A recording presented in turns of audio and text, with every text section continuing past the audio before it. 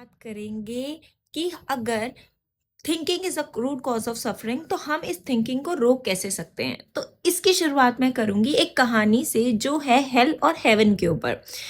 एक होता है जेन मास्टर। जेन मास्टर वो होता है जो बुद्धिज्म में प्रीचिंग करता है बहुत ज़्यादा, जो ध्यान में मग्न होता है।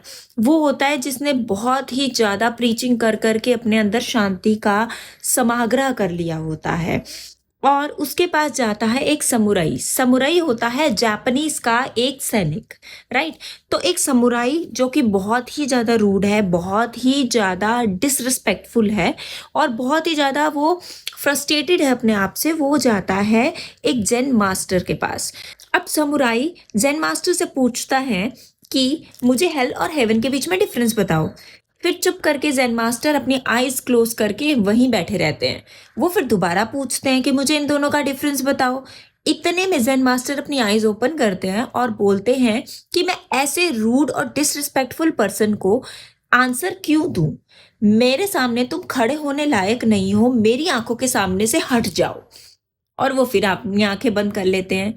अब समुराई जो होता है वो ऑलरेडी एक योद्धा होता है, सैनिक होता है। उसने बहुत सारी लड़ाइयाँ लड़ी होती हैं, तो वो ऑलरेडी बहुत फ्रस्ट्रेटेड होता है और उसको इतना गुस्सा आ जाता है कि वो सोचता है कि इसने मेरी इंसल्ट कैसे कर दी। वो अपनी तलवार निकालते हैं। जैसे ही वो अपनी तलवार निकालते हैं तो जेन मास्टर उसे बोलता है यही हेल है।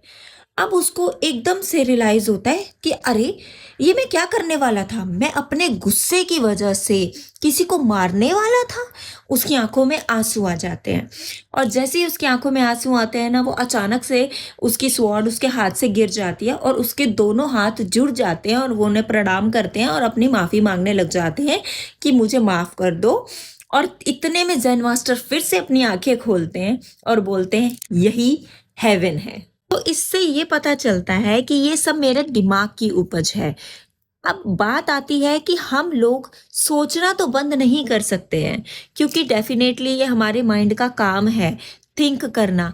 हमें करना क्या होता है, हमें उस टाइम को थोड़ा थोड़ा करके रिड्यूस करना होता है, ताकि जितना कम हम सोचने में टाइम गवाएंगे उतना ही हम लोग शांत और खुश रह पाएंगे।